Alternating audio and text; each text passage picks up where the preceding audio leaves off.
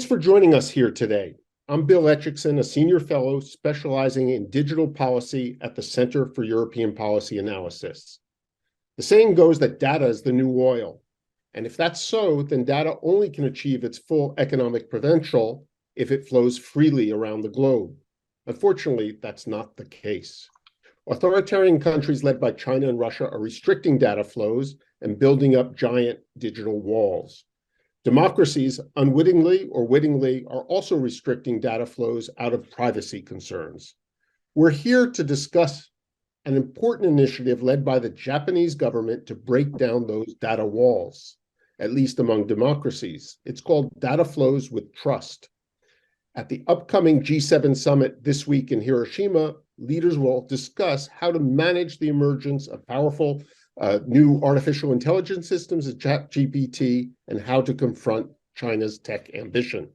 Let me introduce the speakers. We have first Hideaki Fujisawa, the minister in the economic section of the Embassy of Japan to the United States. We have Geoffrey Gertz, director of international economics at the U.S. National Security Council. We have KORNBLUH, managing director of digital innovation and democracy at the German Marshall Fund of the United States, Rob Strayer, Executive Vice President, Global Policy Information Technology Industry Council, and finally, Theodore Christakis, a senior fellow and professor of international and European law at the University of Grenoble, Alpes. Good. Mr. Fujisawa, let's start with you. Japan is the author of this proposal. The data free flow for trust has taken the main stage in the pre-talks, or one of the main stages in the pre-talks of this G7 summit. Could you briefly explain the proposal and speak about why your government made it? Oh, thank you, Bill-san. So this is Fujisawa from the Embassy of Japan. So I'm an economic minister in the Embassy of Japan. First of all, it's a great honor for me to participate in the wonderful panel discussion today. Thank you very much for having me. So yes, as said, so this year, Japan holds the presidency of the G7. More than a year has passed since the Russian invasion of Ukraine. But we can find a roadmap to end the brutal behavior. The invasion has affected the entire world in the various ways. So against this backdrop, G7 summit will be held this weekend, actually, with the leaders of the world leading economies governing in Hiroshima. In the very turbulent world, national security and economic issues are no longer discussed separately. So the G7, which discusses global affairs, is expected to discuss many topics related to the economy this year. Specifically, the G7 is expected to discuss economic security, such as how to make supply chain resilient and protect critical minerals, and how to secure energy supplies for countries around the world, including the global south. So digital policy, especially DFFT, so as Bill-san said, data free flow with trust, which is one of the important issues for new economic policy from the geographical perspective. Recently, digital technology has transformed society, the economy, and the people's lifestyles, creating various issues to be discussed at the G7. In addition to that, it has become extremely important to consider geopolitical aspects when discuss digital policy. So prior to the G7 summit this week, the G7 digital and tech ministers meeting was held at the end of April. A ministerial declaration was adopted, an outcome of the meeting. So for example, the promoting responsible AI and global AI governance was the major theme. policy making of AI is becoming important due to rapid technological progress and its diffusion in society, including a generative AI, which is very recently become a hot topic. Japan is willing to lead discussion among the G7 and the like-minded countries about this AI issue. And personal internet governance was also included in the ministerial regulation. For example, G7 committed itself to the declaration for the future of the internet and pledged its commitment to cooperating for its implementation. So this kind of discussion was on the agenda, but one of the main deliverables of the G7 digital minister meeting was the endorsement of the launch of the institutional arrangement for partnership, IAP, on DFFT, which is the first international framework for data. The IAP is a framework for creating challenges in terms of data flow, in which governments and business work together to address data-related issues through the implementation of projects. Once again, I would like to briefly explain the background of the DFFT. At the present, there is no global agreement on digital rules, and major countries place different values on them, especially digital protectionism by the authoritarian countries could be the opposite of the value of data free flow. On the other hand, even looking at Atlantic relations, which is actually what CAPA is focusing on. There are some differences in views between the United States and the other. And this situation is not changing. The digital world may be, fragmented, and the nation of authoritarian countries with technological power may govern the global digital economy. Thanks. With this in mind, so we have been advancing the concept of DFFT since Japan's presidency of the G20 Osaka in 2019. So we have been, encouraging the careful discussion in fora, in WTO and the APEC, in order to balance the need for the political business environment for company and the consumer company. Thanks. I think that's a good introduction. Should I stop here? Yeah, okay. Because we'd like to keep Thank you.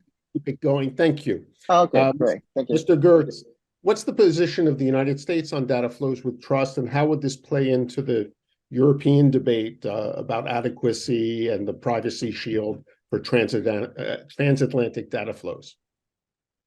Great, thanks, Bill, and thanks to SIPA for organizing this event. Real pleasure to join you and the other panelists here today to talk about data free flow with trust.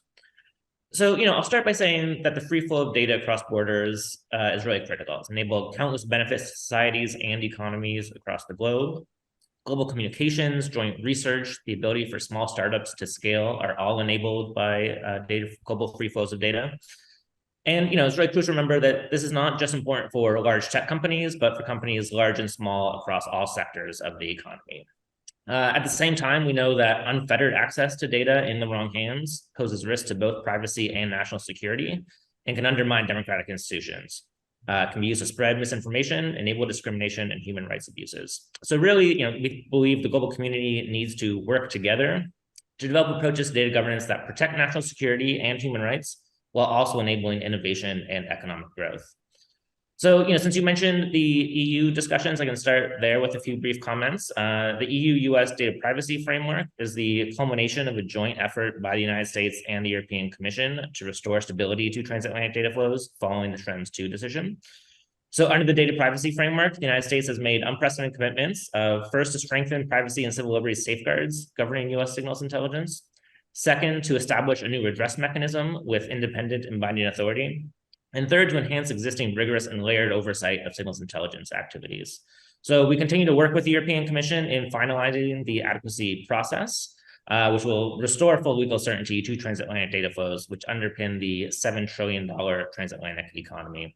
To be clear, we believe this framework fully addresses the concerns outlined in the Schrems II judgment and are confident will provide a durable legal basis for transatlantic data flows.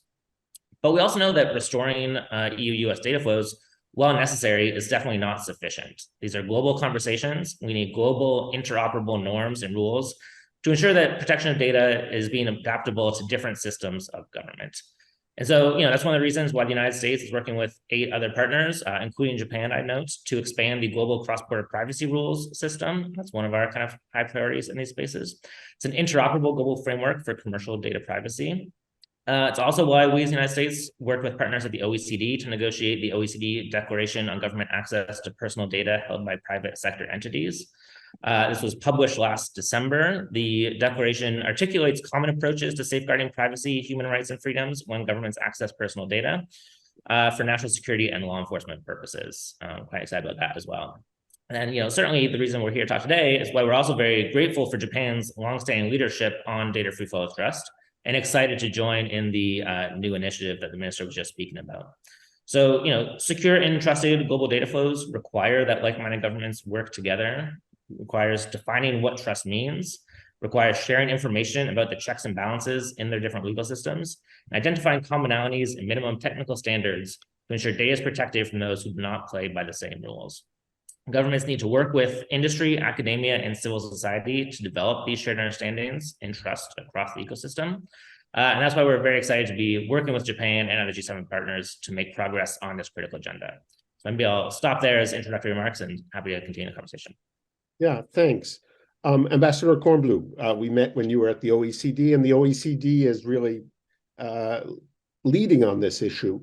How can we operationalize, some of the nice words about principles, but what can make them concrete? That's a great question, and I'm so enthusiastic about the work that Japan is leading and the U.S. is collaborating on in the G7 and hopefully in the G20 as well. So I co-chair a global task force of experts on trusted data flows with Julie Braille, the former FTC commissioner and Deputy General Counsel of Microsoft. And we've been taking a look at these issues for the last year. And there are 2 trends that I think are happening at the same time that are really important to take note of as we're trying to address these issues through the G7. One is that, as was just said, as Jeff was just talking about, there's been this incredible momentum that's been created at the OECD. And what I hear is important about the OECD process is 2 things. One is just getting the intelligence communities to sit down with the privacy officials has been incredibly important. And then the second piece has been the agreement on principles, that we all follow these principles and that this is what democratic nations and our allies commit to. So that's been incredibly important. Then there's also been this work on the US-EU framework, the Cloud Act, movement forward on law enforcement issues, and then the CBPR work on commercial data privacy. So a lot of momentum that is incredibly important to leverage and take advantage of and lock in and build on. But on the other hand, there's been increasing nervousness on behalf of national governments and movements towards other kinds of adequacy of saying, we need to keep data local. And that I don't just mean in the US, but the EU. In the US as well, we're concerned more and more about supply chains and about cybersecurity and having data localized. We see that here, we see that in the EU, we see that in other places. And these reflect real concerns. But I think what we need to do is combine the progress we've made with some more granular ways of addressing the concerns of countries. Because it's not always, as we know on this call, it's not always the solution to keep the data localized. If you have some real concerns about cybersecurity, about getting access to your data, and the classic example, of course, is Ukraine, that Ukraine put its data in the cloud, and that was more secure than keeping the data on servers in country. So what we're trying to do, and I'll just wrap this up real quick. What we're trying to do is figure out not what's the solution, but what are some building blocks that we can put in place, taking advantage of the progress that's been made to start giving assurance to countries with these concerns. And we think that the G7 process is just a wonderful opportunity, as they're saying, to institutionalize it and to think about what to do next to build on this progress. Yeah, I think those are really good points. I mean, especially the cybersecurity or the lack of cybersecurity when you localize your data. So, Mr. Christakis, Professor Christakis, I should say, you were also working at the OECD, I believe, on these principles. How do you find, and you're in Europe now, in Grenoble, I believe, is Europe ready to accept this or feeling that data flows with trust threatens its sort of ability to decide who's adequate and who isn't in data privacy? Yes, thanks. And apologies, I have some connection problems. I'm connected with my telephone. So I have been working as an external consultant in the OECD process. And I'm really delighted, as Karin said, that this process was successful. It was extremely important. Let me explain why. If you look a few years ago, the problem of government access to data held by the private sector was not a real issue in relation with international data transfers. If you see, for instance, if we take the place where privacy is so important, data protection is so important in Europe, the European Union, if you see the first adequacy decisions given to countries like Switzerland in year 2000, or for instance, Israel in year 2011, or New Zealand in year 2013, it was only 2 pages. And it was only focusing on one issue, which was protection of data by the private sector. There was nothing at all about government access to data. And then suddenly, 2 big earthquakes happened. The first was the Snowden revelations, 2013, and then immediately afterwards, very much linked to this, the Schrems I decision in 2015, invalidating the safe harbor arrangement. And then suddenly things changed dramatically. If you see the subsequent adequacy decisions with countries like, for instance, South Korea in 2021, 122 pages, with Japan also almost 100 pages, with the UK 93 pages, plus 52 concerning law enforcement directive. And most of these, the real focus is now government access to data, which is extremely interesting. Of course, you mentioned also the draft adequacy decision under discussion now, and hopefully which should be adopted with the United States in late June, early July. Now, not only this, but you see that other countries started to adopt the adequacy model. I was reading an article recently saying that there are 61 countries, including countries it makes no sense at all, like Russia. I mean, Russia has so low standards in terms of data protection and in terms of surveillance. What does it mean to give an adequacy decision? Is it in relation with what kind of essential equivalence with Russian law on these issues? You know, it becomes a little bit, you know, I could say it makes laugh sometimes, this model of adequacy. And not only this, but as a matter of fact, adequacy makes a lot of sense. We see that even the United States adopted the adequacy model in the second part of the Cloud Act, saying that they will only give this possibility to countries, to qualified governments who meet some human rights requirements. So the United States was fighting against adequacy for a lot of years, saying that, you know, it was double standards and things like that. And at the same time, they have been influenced themselves by the adequacy model in the second part of the Cloud Act, which is a little bit crazy because, as a matter of fact, if you look at the adequacy model is huge international negotiations. Like, for instance, take what is happening with the United States and the European Union. Years of very hard, tough negotiations, which end with what? I come from an international law background. I can tell you they do not end with something which has to do with international law. The end of this process, of this international process, is what? Is a unilateral decision by the European Union saying that the United States offers an essential equivalent protection, a unilateral decision which be at any time struck down by the Court of Justice of the European Union. But if you follow this logic of strong international negotiations, which will end to unilateral decision, I have calculated we have 193 member states at the UN. I'm just talking about them. You will need 249 adequacy decisions in order to have free data flows with trust between all these countries. You understand that it's completely crazy. We need some kind of international process. We need somehow countries to get together and define what should be the standards and have some kind of international law, hard law, soft law.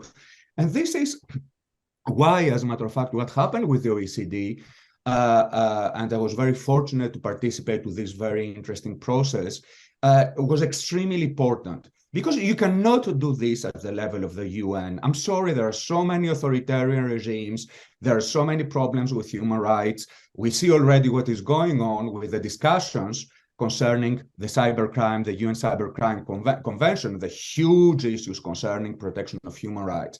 So you need to start between, let's say, like-minded countries, and the OECD was a perfect forum for this, and Japan had a brilliant idea, and continue to have a brilliant idea, which is you take 38 states, which are mostly democracy, which have some very important standards, and you try to identify, you start in a pretty modest way, you try to identify commonalities. This is what the OECD declaration did. So some people might be disappointed. It's not new law, it's commonalities. It's not binding law, it's soft law. But they don't know that in relation to international law, most of the times you can do amazing things with soft law. The Universal Declaration of Human Rights was soft law, and now it's custom all over the world. The Declaration of the Principles concerning friendly relations among states in 1970 was soft law, but it's a most famous instrument of customary law.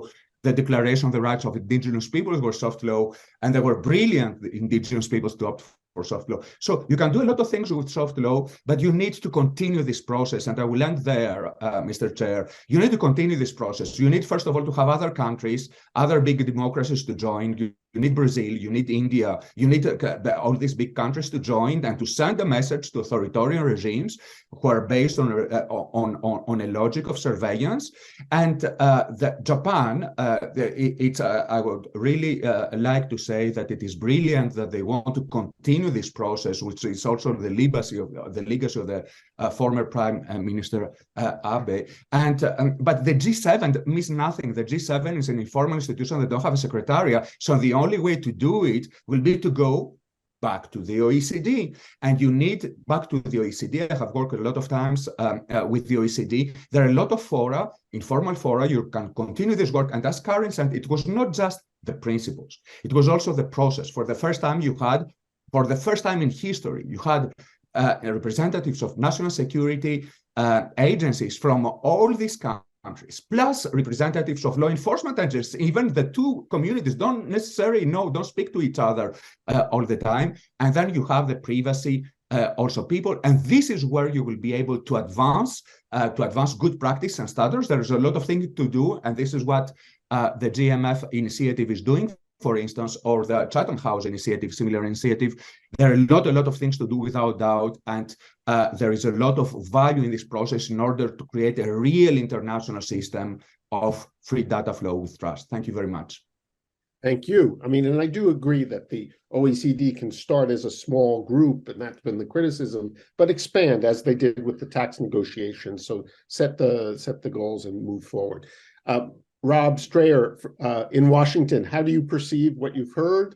What is Washington really very excited about this proposal? And, yeah, short answer, yes. I think that Washington and those in industry are very excited about the what came out of the G7 ministerial meeting.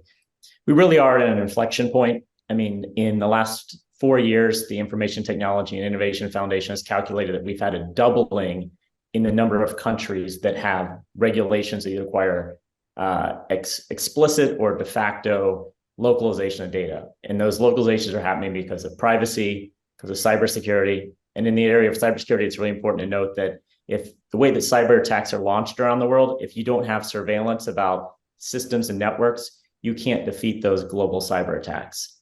There's also localization because of limitations on data transfers, which Professor Christakis just noted. He mentioned that if you had an agreement between every country for adequacy with every other country, that would be more than 37,000 agreements. The other thing I would add on to that is that each of those could require its own model contract clause, what they call standard contract clause. And that's the framework that most businesses now are using to transfer their data legally, is these contract clauses that they insert into their agreements between data controllers and data processors. So it's really important to note how complex that gets for data flows in the future. And it's not something that's scalable, as they say in the tech industry. What do you see as the next concrete steps to take? I mean, you said the G7 agreement, the digital ministers was positive, but it still remained rather general in my mind. Well, I think what's really great that came from the G7 ministers is that we've got to realize that data flows impact so many parts of everyone's government. Just to use Japan as an example, all three of their digital-related ministers, their trade minister, their communications minister, and the digital agency minister all came together, both for that ministerial and for the side events that happened before it. I actually hosted one with JADA, the Japanese Trade Association, and all three ministers participated in that and the actual summit. That kind of coordination is what's going to have to happen through the mechanism, the institutional arrangement for partnership, that's going to be hosted at the OECD. That's got to up-level this discussion because it's a trade discussion, it's a national security discussion, and it's a commercial discussion. So that needs to be brought together. I think the most important line item that I would highlight within the annex from the G7 digital ministerial, is the line about regulatory cooperation. That is, how can we achieve the goals of government, building trust in data by adopting at least harmonized and interoperable policies, if not having unification of the policies. Mm-hmm. Anyone else on the panel have some ideas about what concretely could push forward this initiative or fill it in? I do want to pick up on what Professor Christakis said about soft law and the power of soft law, and just to underscore that, because I think our understanding of multilateral institutions and multilateral mechanisms is a little rusty. We think if it's not something at the WTO where you can bring a case, it's not meaningful. But if you look at, as he said, if you look at the examples that he provided, it's true. I also saw what happens with the Anti-Bribery Convention at the OECD, which actually is a treaty, but its enforcement is all in name and shame and reviews. And then even in the area of cybersecurity, where we've been talking about norms for so long, and finally they're becoming enforceable. So I think it's really, I think a soft law agreement is something to really recognize and celebrate and move forward on. Mm-hmm. No, I think that's great, Mr. Fujisawa or Mr. Gertz. Any other ideas concretely on what you might negotiate, what might come forward in the next year or so on data flows? Yeah, thank you very much. Actually, yeah, as I mentioned, so we are now creating a new framework of the IAP, which is a very practical approach, not just focusing on the norms of something. And so we should, change the world by, in a kind of a practical way. So I'd like to touch upon the three elements of the feature of the IAP here. So first, I'd like to emphasize a project-driven approach. As I said, it's expected that concrete projects will be launched. Do you have a specific project? Do you have a specific? Yeah, so now we should think about that, with many colleagues or stakeholders together. Of course, OECD is a main partner for us to mobilize this framework. So So we should, gather so many informations, but at the same time, we should, accept the differences among countries. So maybe project-based approach might be better to move forward this discussion. So pragmatic ways are better. And one thing is about the importance of technology as well.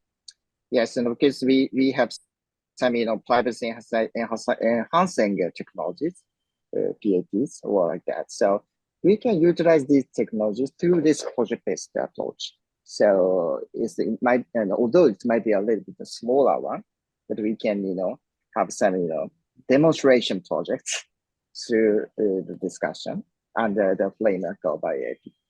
Thank you. Yeah, and Mr. Gertz, what concrete steps would you like to see after you've listened to this discussion? Great, thanks. So, I think as Mr. Fujisawa just mentioned, I think we're really excited about the sort of project-based approach in the institutional arrangement for partnership. And I think, one of the things that we see as really appealing about this is the way it brings together stakeholders and government officials. And so I think a core to this process is we really want to hear more from stakeholders on what are the projects that they think would be most useful as kind of immediate next steps. So we're kind of certainly keen to hear from Karen, Theodore, Rob, and sort of full range of stakeholders on what are the best steps to take forward. So without wanting to get kind of too far ahead of that process, I think by saying here's the next 10 things we want to do. Really, the appeal of the IIP is sort of setting out that structure that then is the forum to have the discussions about where are the best next projects. Yeah, so the floor is open for filling in to tell them. Yes, go ahead, Theodore. Yes, I think I totally agree with what has been said. And let's just think also that we're not just talking about one process, the one of initiated by Japan. This is combined to other very important things. This will not stop the adequacy process, which is within the GDPR. It's the DNA of the GDPR to have free data flows, but with trust. The GDPR is open, and the European Union has always been open. So you will continue this very important process of privacy, of adequacy, and exactly in the same way that the United States will continue to conclude cloud act agreements. So we will have, let's not forget, for instance, we have also negotiation, very important negotiation going on right now between the European Union and the United States concerning a real international treaty on law enforcement access to data. And all these initiatives, if they are successful, will also be very helpful in order to promote global standards. We have at the same time discussions for a binding convention 108 plus and the interpretation of Article 11 of the Council of Europe. This is extremely important.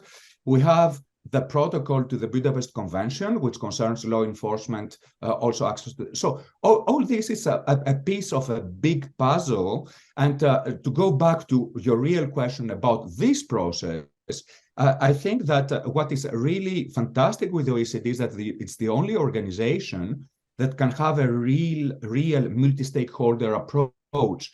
Not only you have delegations, which are absolutely impressive, because once again, this has never happened in history before what happened during the OECD process, to have all these national security people discussing to each other. Normally it's something which is entirely devastated by secrecy. And for the first time, they were there discussing common practice, commonalities, and looking to every comma in this declaration. This has been absolutely impressive, and some of the people who participated here know it. So this process was very important, but at the same time, you have the OECD has the civil society, and due to the constraints, there was no possibility to involve the civil society as much as the OECD would have wanted. It has a habit to do, but they will definitely do it if there is a continuation of the process. And you have the business also. They are the ones, as Rob said, they are the ones suffering from these situations. You have dozens of thousands of businesses, hundreds of thousands who are hostages to this situation related to government access to data. And they can bring a lot of elements, and you can do fantastic things during the OECD process in combination with the other things that I have mentioned.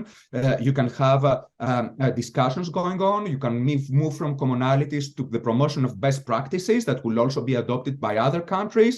More and more countries joining, like Brazil, India, once again. You can have also new rules, which will start as soft law, as Karin said, but which will have probably more influence than hard, because if you try to do hard law immediately, everybody will raise their shields and nobody would like to put something important in the text. While with soft law, what is good is that you can go far enough, and indigenous people once again recognize this, and they were able to put amazing things in their own declaration on their rights. So you can have all these things and many others that, I think you can even start dreaming of organizing something, helping organize something like a meaningful dialogue between oversight bodies around the world, because until now it has been very timid, and oversight bodies are scared, are afraid to speak to each other because they are afraid of secrecy issues. But somehow you might find very inventive and constructive ways, because otherwise oversight bodies all over the world have to reinvent the wheel and to answer same kind of questions and to deal with same kind of problems without even daring asking what is going on in other jurisdictions. So a lot of things. And probably let me end with utopia. This will be my final word, Bill. What about non-spying agreements, concluding non-spying agreements between democracies? Of course, people will tell me you're crazy. You cannot make international law to stop the second oldest profession. But as a matter of fact, there are some good things. You can focus on some specific issues and promotion on some specific best practice. For instance, we don't spy on, we don't request access to the public data stored with cloud providers, public sector data. You can start with very specific issues without hindering in any way the capacity and the real need for democracies to be able to do intelligence in order to protect us. And we know how important it is when we just see the importance of intelligence within the framework of the aggression, the Russian aggression in Ukraine, and how important intelligence has been in order to help Ukraine exercise its right to self-defense. Thank you very much. No, I think that's very interesting. I mean, another subject, it sounds like on data flows, we let the genie out of the bottle and everything became very, very messy. Now we have AI, and the leaders at the G7 and tech digital ministers talked about that. I think before ChatGPT, it was sort of a technical issue like data flows, and now it's a front page issue. Do you see any progress coming at the G7 and some of the lessons we've learned from this data flows debate being able to be brought there? Or are we going to have a conflict between the United States and Europe and other democracies between us? Yeah, Rob. Bill, if I could start, I think that the commonality might be that we're seeking to have objective standards that are applied to data flows. The cross-border privacy rules are one area where we might see objective standards being applied in a more universal format that enhances interoperability. In the area of artificial intelligence, the G7 ministerial statement from the digital ministers mentions the important role that international standards plays. There's something called the International Standards Organization that works with the International Electrotechnical Commission to have this thing called the Joint Technical Committee, which is basically the body that sets technical standards for information technology. They have a subcommittee that focuses on AI. So far, that subcommittee has produced almost a dozen standards. It's another dozen or so in the pipeline. They have a standard on risk management for AI. So adoption and understanding of the role that standards can play in the regulatory area for artificial intelligence, I think is something really important that can come out of this OECD process or at the OECD to implement their 2019 OECD trust principles, but also be applied more broadly among the G7 countries, understanding the role that is of international standards. Yeah, and it's interesting, in the latest draft of the AI Act in Parliament, European Parliament, they did discuss and agree on using the OECD definitions, at least, and standards. Anyone else on AI, or is it a looming clash among democracies? Karen? Yeah, no, I think the EU is going to force the issue again, just as they have with data flows and the AI Act. Their first mover on that. We're still having a conversation in the US about ethics and what companies are going to do voluntarily. And we don't even have, we're not hearing what that will be. So I think it'll be really interesting to hear, to see where the AI Act winds up. I mean, the NTIA has put out something for comment, and the administration is working on some stuff, and the FTC has said something very interesting, which is we're going to enforce the laws that apply and the standards that apply and the norms that apply in other sectors to the world of AI. And so I think we'll see how that approach works with the European approach. But I think overarching these domestic laws, we have to have some general overarching principles. And that's where I think the data flows fit in. Yeah. Yes, Theodore.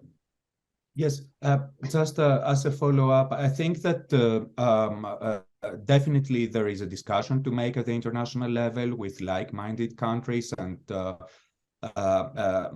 democracies, starting, of course, with the EU-US Technology Council, about all these issues, the use of spyware, for instance, to major issue, the issue of deepfakes, and more generally, as you said, artificial intelligence, including, of course, generative AI, which opens entirely, and we see all these calls for moratoria, for all these concerns coming from people you really trust.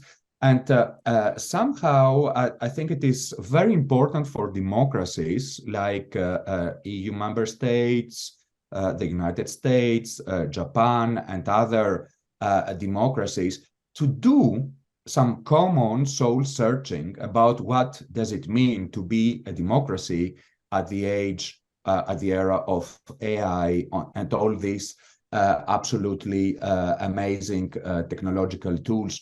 I have here a quote that the European Court of Human Rights often repeats in surveillance cases, and I find it extremely interesting and very much reflecting what needs to be done. The techniques applied in monitoring operations have demonstrated remarkable progress in recent years and reached a level of sophistication which is hardly conceivable for the average citizen. In the face of this progress, the court must scrutinize the question as to whether the development of surveillance methods resulting in masses of data collected has been accompanied by a simultaneous development of legal standards securing respect for citizens' conventional rights. Of course, this is the European Court of Human Rights, but this expresses in reality all these concerns that we see also in the United States and in other democracies. And the big issue is how to regulate. Probably you will not be able to stop these developments, and you have also this attitude saying that if we stop them, then the Chinese will do it, and they will have a lead on all this, and this will be all the Russians, and this could become really scary for democracies, and we will shoot ourselves on the foot. So somehow you need to anticipate and to see how to regulate, how to do this in a way that will be acceptable. This is, of course, what the European Union is trying to do with the AI Act. But you see that there is some rush, unfortunately, because the whole AI Act was based on a risk-based approach and had a perfect logic so that you would be able to regulate without hindering innovation. And suddenly there was panic with this generative AI and ChatGPT. And they started at the very end, the European Parliament, to change the logic and to introduce an entirely new logic in Annex 3. And I think that this is a little bit problematic, and this shows that probably, even though the European Union wants with the AI Act to lead the world once again, to have the second GDPR with global influence and the Brussels effect, as a matter of fact, probably there is a real need for allies to come together and to see how they will be able to harness this beast without hindering innovation, because there are a lot of extremely positive outcomes that can come from all this. Yeah, yes, I was going to point to you, Mr. Gertz. Hey, thanks. Yeah, happy to quickly come in here. Yeah, so I think, agree with what's been said. Certainly, we look at AI as both an extremely powerful technology, extremely rapidly evolving technology. And really, the focus is how do we kind of seize the opportunities that it presents while also mitigating the risks, and focus on multiple different kinds of risks. There's risk to our economy and ensuring kind of the labor force impacts of it, risk to society in terms of sort of disinformation and sort of other aspects, but also certainly the risk to national security. And so kind of looking through all three of those lenses about how we think about models for regulating AI that preserve this innovation and really drop to sort of focus on responsible innovation as AI develops. So as you perhaps saw, we had 4 leading CEOs here at the White House a couple of weeks back now from Alphabet, Anthropic, Microsoft, and OpenAI for quite a good discussion on these issues. I think broadly, the points that we need to work with allies and like-minded partners fully agree. So something that we've had like long-standing discussions with our European partners through the Trade and Technology Council, certainly also an issue discussing very closely in the G7 as well as at the OECD. So I think, I can say that I'm confident these are going to be kind of important discussions. Are going to take up kind of more and more time in all three of those bodies probably going forward. So, key But you issues. see, I mean, if Europe does change the whole perspective and become much more restrictive on AI, that would be something that would cause a conflict with the US. I think like we certainly have been closely following the AI Act and sort of engaging with the European counterparts on it. I think, again, on a lot of these issues, we have broadly similar outlooks and sort of shared goals and shared concerns on these things. So the question is sort of how do we most effectively work together? And maybe to come back a bit to sort of some of the data flows points is that the real similarity, I think, is that we need to ensure we have kind of interoperability between our regulatory systems, which is something we've been sort of working on for a long time on data flows, and hopefully we can kind of get that set up quite more quickly, I should say, on AI policy. Okay, let's finish up by talking about the elephant in the room, China. We've mentioned Russia a little bit, Russia and Ukraine, but how does China play into this equation on data flows, on AI, and the attempt by democracies to form a democratic way of looking at these issues? Does anyone have a comment on China? And I mean, is China actually driving the democracies together to do this in a similar way? I think I've silenced you all. I think. Yes, Mr. Fujisawa. Yes, thank you. Thank you very much for very important topic issues. Actually, Japan is the Asian country in the East Asia, so China is our neighboring country. So yeah, of course, we need to tackle this challenge in terms of the digital or data free flow. Actually, first of all, for example, the Southeast Asia. So they are facing the big influence from Chinese, platformers or big tech. So they're using some technology from China at the moment. So we need to address this issue. So that's why. So, for example, our IAP it should be broadened to this region by so engaging their stakeholders. So of course, we need to unite the G7 members, but not limited to these members. So we need to broaden this discussion to Asia as well, because of the big challenge from China. That's what I'm thinking. Yeah. No, I think it makes sense. We're hearing Brazil and other democracies, India, need to be put into the process on data-free flows, and I think on AI as well. Any other comments on China or any other? Yes, Rob. I was in sort of in line with that of thinking about the greater Indo-Pacific. It's really important that the administration's proposal to another dozen countries in the Indo-Pacific economic framework does address data, does address free flows of data through appropriate terms about conditions for the transfers of data across borders and ensuring that we have the high standards that were in the USMCA and the Japan Digital Agreement. Those are obviously standards that countries should aspire to. It's a framework currently that China's not part of. So countries, including the G7, can be forums for establishing high standards, by high objective standards for treating data and having appropriate trade terms commensurate with those high standards. Back to you. Karen? Yeah, I was just going to say that it's really important that we not just think of this as a commercial issue, but also as a human rights issue, and that we don't want to see people walled off, individuals walled off from the global internet, from information, from innovation, even though they live under repressive regimes. And so, you know, the rest of the world coming to some kinds of agreements on how to be interoperable and what those basic standards of human rights are, so that we can make a clear contrast and push back on the repressive regimes and try to allow people around the globe access, is really an important piece of this. Thanks. I think we have a time just for a tour de table, final tour de table, 1-2 minutes. Everyone can give their final thoughts, and I'd appreciate that. I'll start right to left on my screen. Mr. Gertz. Great, thanks, Bill. Thanks all the panelists for this really rich and interesting discussion.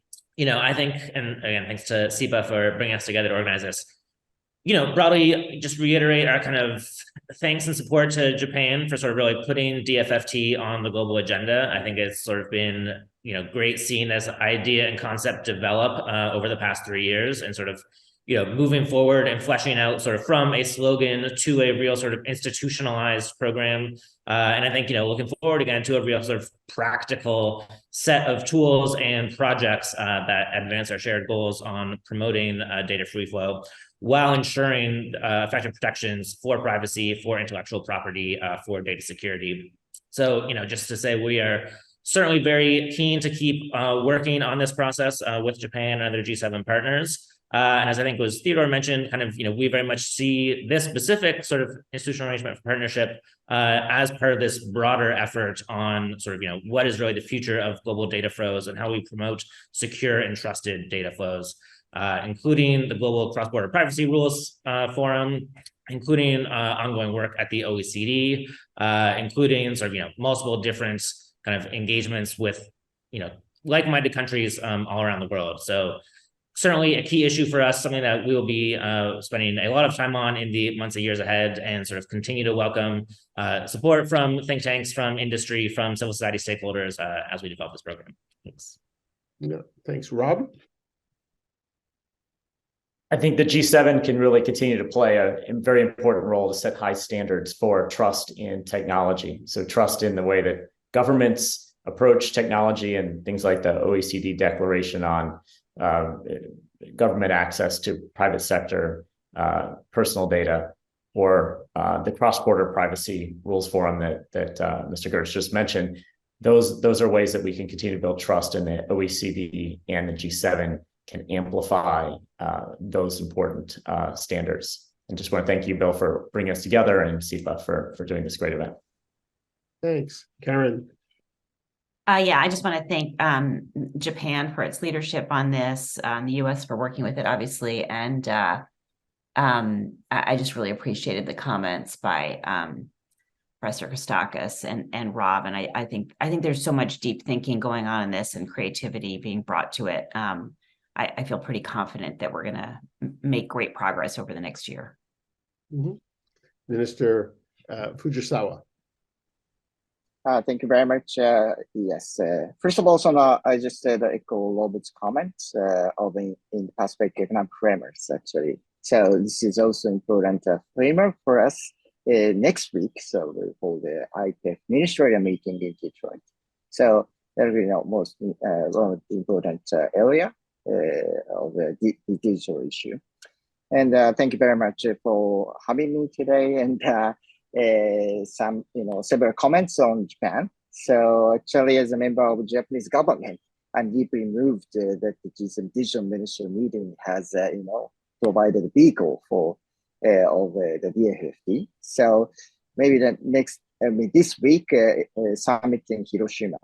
I hope the leaders of each country will make a stronger endorsement of the DFFT.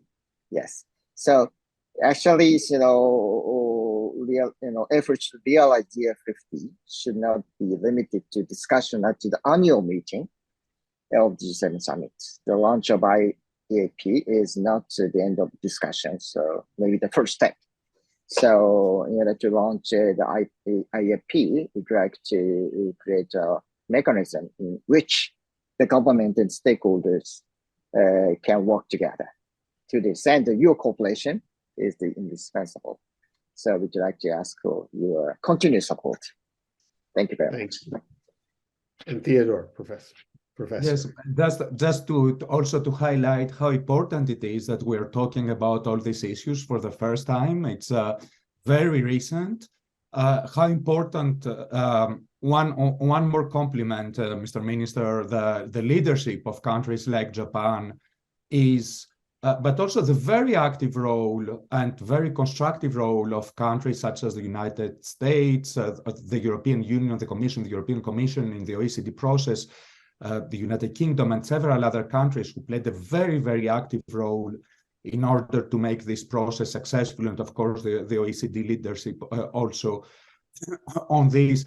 And at the same time, you have all these supportive initiatives like the one which is led by Karin and Julie Brill, the German Marshall Fund, with an amazing number of great experts thinking on these issues. A very similar initiative with another fantastic task force in Chatham House.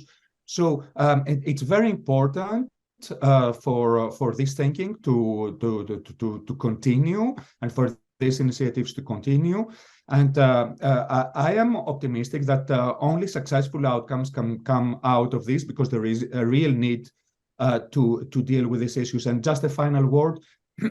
A few years ago, several years ago, when nobody was really talking that much about these issues, Professor Peter Zweier created a think tank, the Cross-Border Data Forum, and have been doing during these last years a lot of work, working with a lot of great colleagues, experts on these issues. And I would just like to invite people who are interested, who might be listening to this fantastic meeting today, for which I thank you once again, to follow us and to subscribe to our newsletter and to follow our publications. We are trying precisely to be helpful with this process, both concerning access for national security purposes, but also for law enforcement purposes, where there are a lot of important issues to discuss also. Thanks a lot once again for organizing this and for having me. And thank you for all five of you for participating in this discussion. I do remember that the work you did there with Peter Swire led or helped formulate what became the Privacy Shield, which we hope will stand up to scrutiny. And it is, I think, important that Japan has taken the lead in this and getting fair due recognition for its role in promoting democracy in time. Sorry. And so thank you to all of you. And I look forward to continuing the discussion in future events and in future articles. Bye-bye.